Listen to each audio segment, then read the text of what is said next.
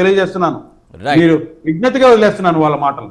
Yes him Kumar గారు, ఇప్పుడు చాలా మంది అడిగేది ఏంటంటే పులివెందుల ఒంటిమిట్ట సాధారణ జడ్పీటీసీ ఉప ఎన్నికలు కానీ రాష్ట్ర వ్యాప్తంగా ఎంత హైప్ ఎందుకు క్రియేట్ చేశారు, మొత్తం అన్ని డిపార్ట్మెంట్లు కూడా అక్కడ ఎందుకు అంతలాగా దానికి అంత ఫోకస్ చేయాల్సి వచ్చింది, కొంతమంది అనలైజ్ చేస్తుంది. దానికి అసలు మీరేం చెప్తారు? సార్ వీళ్ళు యాక్చువల్ గా బేసిక్ గా వీళ్ళు రిగ్గింగ్ చేస్తారన్న దీంతోనే ఎవరైతే పోలీసులు యంత్రాంగం కానీ ఎవరైతే కానీ ప్రభుత్వ యంత్రాంగం అంతా కూడా వీళ్ళకి రిగ్గింగ్ అనేది కానీ ఇది అలవాటు అయింది. ఎందుకంటే పులివెందల ఎలాంటి కాన్స్టిట్యున్సీ తెలుసు ప్రతి ఒక్కరికి మనకు తెలుసు. ఈ రోజు ఎన్నికలకి ప్రజలకి స్వేచ్ఛనిచ్చి ప్రొటెక్షన్ కలిగించామే తప్పితే యంత్రాంగం అంతా వచ్చి మాకు పని చేయమని చెప్పనో ఇంకోటో కూటమికి చేయమని చెప్పని కాదు. యంత్రాంగం అంతా వచ్చింది వీళ్ళు ఏదైనా మ్యానిపులేట్ చేస్తారేమో, ఎందుకంటే వాళ్ళ చేతిలో వాళ్ళకి ఆల్రెడీ వెన్నతో పెట్టిన విద్య ఇది. అందుకోసం అనేసరి ప్రొటెక్షన్ కోసం ప్రజలకి అలాంటి హాని జరగకూడదన్న ఉద్దేశంతో అలాంటి ఆలోచనతోనే యంత్రాంగం ఆడు ఉంది తప్పితే మేము కానీ ఎవరైనా సరే మా మినిస్టర్ కూటమి మినిస్టర్లు ఇద్దరు ఉన్నారు, వాళ్ళు కూడా దూరంగా ఉన్నారు. వీళ్ళు మాట్లాడతారు సార్, గతంలో తిరుపతిలో పట్టభద్రుల ఎమ్మెల్సీ జరిగింది సార్. పట్టభద్రుల ఎమ్మెల్సీలో ఎవరు ఓట్లేయాలి సార్? ఒక్క విషయం మీరు చెప్పండి సార్, ఎవరు ఓటేయాలా? పట్టభద్రులు వేయాలా? పట్టభద్రులు కాకుండా 5వ తరగతి 9వ తరగతి మహిళలు తీసుకొచ్చి డబ్బులు ఇచ్చే లైన్ లో నిలబెట్టి ఓట్లు వేయించారు. ఈ రోజు కూడా క్యూలో మీరు ఎక్కడ కానీ మీరు యూట్యూబ్ లో చూసినా కూడా ఖచ్చితంగా కనబడుతుంది. వీళ్ళకి ఆ సంస్కృతి, వీళ్ళకి అదే చెప్తాను ఇందాక, వీళ్ళకి అపోహ ఆ దీంట్లో ఉన్నారు, ఆ మైండ్ సెట్ లోనే ఉన్నారు. మనం ఎలాగైనా పులివెందులు అంటే మన చేతిలో ఉంటది కదా అని దాన్ని ప్రజలకి ఎలాంటి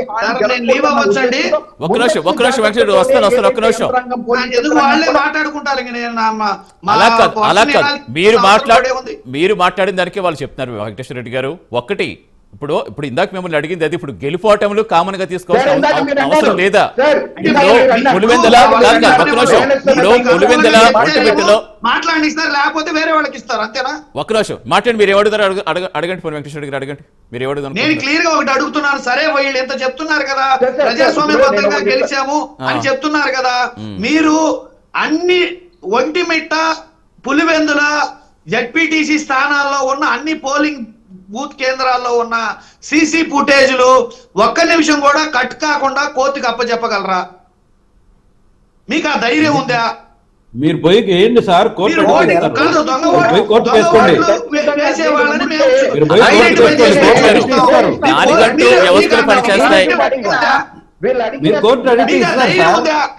ఎలక్షన్ కమిషన్ ఇస్తుంది, ప్రభుత్వం ఇచ్చేది. ఎలక్షన్ కమిషన్ మీద వెళ్ళండి, వాళ్ళు ఏం అడుగుతారో ఇస్తారు. దాని గురించి నేను అడిగితే ఇస్తాను. మీరు మధ్యలో మాట్లాడేటప్పుడు నేను మాట్లాడలేదు, నేను మాట్లాడాలా, డిబేట్ మేనేజ్ ఉండాలనే సెన్స్ మీరు అన్నారు. సరే వెంకటేశ్వర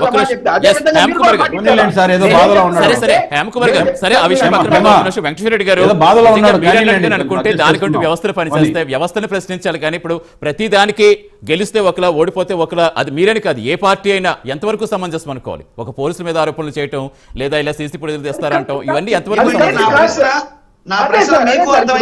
అర్థమైంది? ఎన్నికల వ్యవస్థలో ఎవరికైనా ఓటర్కి అనుకూలంగా ఓటర్ స్వేచ్ఛగా ఓటు వేసుకునేటట్టు అక్కడ పోలింగ్ బూత్ కేంద్రాన్ని పెడతారు అందుబాటులో. ఇక్కడ ఉన్న ఓటర్ పోలింగ్ బూత్ కేంద్రాన్ని పక్క ఊర్లో పెట్టారు. ఎందుకు అలా పెట్టారో చెప్పాలి, కనీసం దాన్ని కూడా పెట్టారో చెప్పాలి.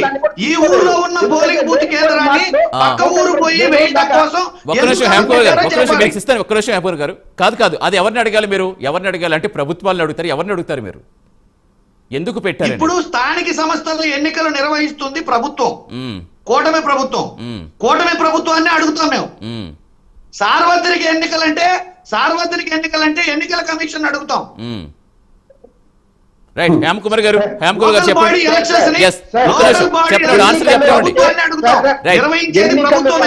ఒక్క నిమిషం హేమర్ గారు చెప్పండి.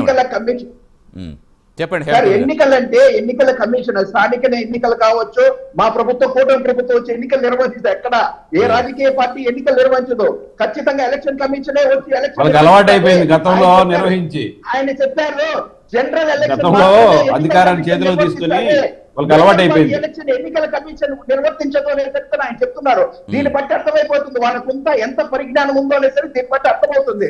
వీళ్ళకి ఏంటంటే గతంలో లోకల్ బాడీ మొత్తం వీళ్ళ, నేను చెప్పినట్టు ఇంతకు ముందు తిరుపతిలో ఎంపీ ఎలక్షన్ జరిగినప్పుడు యావత్ ఎమ్మెల్యే మినిస్టర్స్ ఎంపీలు ప్రతి ఒక్కరు వచ్చి తిరుపతిలో వచ్చి కాపు కాస్తే ఎక్కడెక్కడ ఓట్లు ఏ విధంగా ఇచ్చారో ప్రతి ఒక్కటి మా దగ్గర ఎవిడెన్స్ ఉంటుంది. దాన్ని కూడా మేము కోర్టులో పోయాం. కోర్టులో పోయినప్పుడే కోర్టు ముట్టికాయ చేస్తే ఎవరెవరైతే దానికి ఉద్యోగస్తులు పోలీసు ఉద్యోగస్తులు వస్తాసు పాడినారో విత్ ప్రూఫ్ తో కూడా యంత్రాంగం ప్రభుత్వ యంత్రాంగంలో పనిచేసిన కొంతమంది వన్ సైడ్ చేశారని సరే వాళ్ళని సస్పెండ్ చేశారు. అలాంటిది మీరు ఆలోచించాలా? వీళ్ళకి అలవాటే సార్ ఐఏఎస్ ని అరెస్ట్ చేయించడము, వీళ్ళ ప్రభుత్వం గడిచేటప్పుడు ఐపీఎస్ ని అరెస్ట్ చేయించడము, తప్పుదోవ పట్టించడము, వాళ్ళ నాన్ గైడెన్స్ లో తీసుకుపోవడము, వాళ్ళని తప్పుదోవడంలో వీళ్ళు వాడుకోవడము, ఇది వీళ్ళకి అలవాటు అయిపోవడంతో వీళ్ళకి ఐఏఎస్ అయినా ఐపీఎస్ అయినా పెద్ద లెక్కలేదు. మేమేంటంటే ప్రజాస్వామ్యంలో ప్రతి ఒక్క అధికారికి ఎవరైనా పోలీస్ కానిస్టేబుల్ కావచ్చు, ఎస్ఐహెచ్ కావచ్చు, డీజీ కావచ్చు, ఎవరికైనా వాళ్ళకి ఇచ్చే గౌరవం ఇచ్చే మేము ఖచ్చితంగా నడుచుకుంటామే తప్పితే వీళ్ళలాగా ప్రతి సార్ ఇప్పుడు ఎలక్షన్ కమిషన్ కి సంబంధం లేకపోలేదు, ప్రభుత్వం మాత్రం నిర్వహిస్తే మనం ఇప్పుడు అంబటి రాంబాబు గారు కానీ నిన్న వీళ్ళ పార్టీ ప్రతినిధి బృందం కానీ నీలం సాహిబీ గారి దగ్గరికి వెళ్ళి ఎందుకు వెలుగుపత్రాలు ఇస్తున్నారు పదే పదే? ఎలక్షన్ కమిషన్ కదా, ఎలక్షన్ కమిషన్ నిర్ణయం. అప్పుడు గతంలో మరి నిమ్మగడ్డ రమేష్ గారి మీద వీళ్ళు ఎందుకు వెళ్ళారు అంటే ఆయన పవర్స్ ఉన్నాయనే కదా. సో ఎలక్షన్ కమిషన్ అనేది కీ రోల్ దీనిలో. నిన్న జగన్ గారు ప్రెస్ మీట్ లో చెప్పింది కూడా అదే, ఎలక్షన్ కమిషన్ అనేది చేష్టలుడిగింది అని విమర్శించారు ఆయన. ఖచ్చితంగా ఎలక్షన్ కమిషన్ వెళ్ళి అడగాలి వీళ్ళు. అది అక్కడ రియాక్షన్ రాకపోయేసరికి సరైన స్పందన రాకపోతే హైకోర్టుకి వెళ్ళారు. హైకోర్టు కూడా నేడు ఈరోజు చెప్పిన మళ్ళీ సుప్రీంకోర్టుకి వెళ్తారో లేదో చూడాలి. టోటల్ గా ఏంటంటే సార్ ఇప్పుడు గతంలో జగన్ గారు ఏంటంటే గతంలో ఈవీఎంలు అయితే ట్యాంపరింగ్ అన్నారు, ఇప్పుడైతే బ్యాలెట్ పేపర్లు అయితే జరిగాయి. ఇప్పుడు బ్యాలెట్ పేపర్లు జరిగాయి. బ్యాలెట్ పేపర్లు జరిగితే ఏమంటారు? ఇప్పుడు శాంతి భద్రత సమస్య వస్తుంది, ఓటర్లని అక్కడ పోలింగ్ కేంద్రాలకు రానివ్వలేదు, అట్లా కుట్రలు పన్నారన్నారు.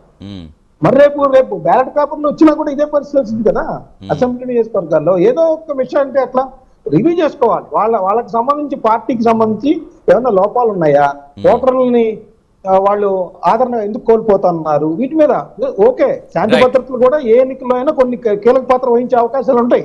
ఏ పార్టీ అయినా అది అధికారంలో ఉన్న పార్టీ కొంత అడ్వాంటేజ్ తీసుకుంటుంది. కానీ మొత్తంగా టోటల్ గా ఇచ్చిన ప్రజా తీర్పునే రిగ్గింగ్ అంటే అది ప్రజాస్వామ్యం కాదు కదా. మొత్తంగా ఇప్పుడు అక్కడ 6,000 ఓట్లు వచ్చాయి ఒంటిమిట్లో, ఇక్కడ 683 వచ్చాయి. దేన్ని రిగ్గింగ్ అన్నాం? ఇప్పుడు ఓటర్కో రౌడీని తెచ్చారని జగన్మోహన్ రెడ్డి గారు చెప్పారు. 10,600 మంది రౌడీలు వస్తే 683 ఓట్లు వచ్చాయి కదా. అంటే ఆ రౌడీని తన్ని వీళ్ళు ఓట్లేసారా? ఎట్లా లాజిక్ ఉండాలి కదా. వెంకటేశ్వర గారు ఫైనల్ గా కంక్లూడ్ చేస్తారా? ఒక మొక్కలు చెప్పండి వెంకటేశ్వర రెడ్డి గారు.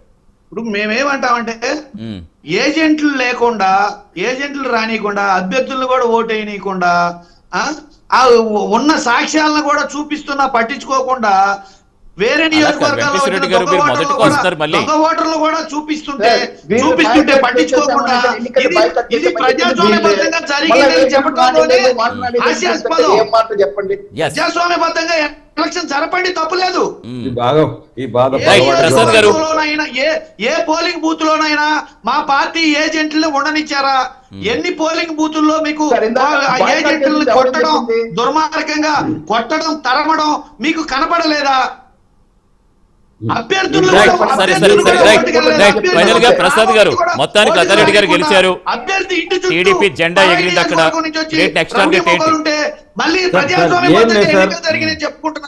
ఇది ఒక సందర్భం మాత్రమే, దాన్ని చూసుకోవాలి. ఈ ఒక్క జెడ్పీటీసీ తోటి పెద్దగా వాళ్ళేమో ఎరగబడుస్తారంటే పొడిచేదేం లేదు. కానీ అసలు వాళ్ళు ఎన్నికలు ఎలా చేశారు, ఎందుకు ఇలా చేయాల్సి వచ్చింది వాళ్ళ అంతరాత్మకు తెలియాలి. వాళ్ళు గెలిచింది గెలుపా కాదా అనేది వాళ్ళ అంతరాత్మకు తెలియాలి.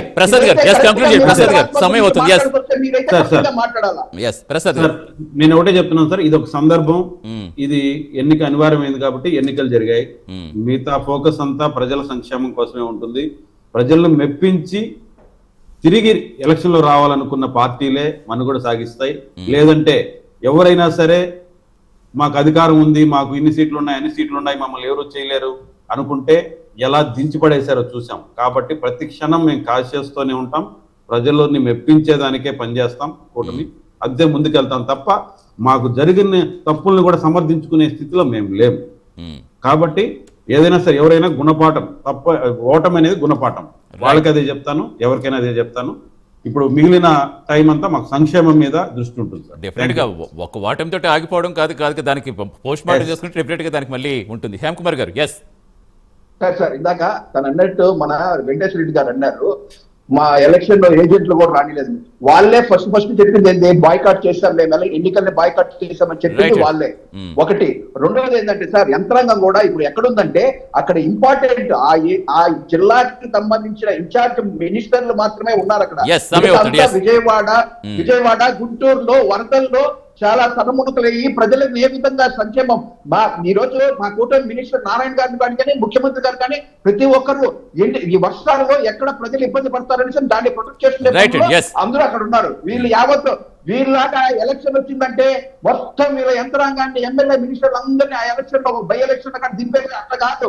ఇక్కడ ఈ రోజు సో మొత్తానికి ఏదేమైనా కడప జిల్లాలో జరిగిన 2 జడ్పీటీసీ ఉప ఎన్నికలైనప్పటికీ రాష్ట్ర వ్యాప్తంగా ఎంత ఉత్కంఠ రేపటం కానీ 30 ఏళ్ల తర్వాత టీడీపీ జెండా ఎగరడం అంటే డెఫినెట్గా వైసీపీ ఒకసారి మళ్ళీ పునఃసంశీలించుకోవాల్సిన అవసరం ఖచ్చితంగా ఉంటుంది.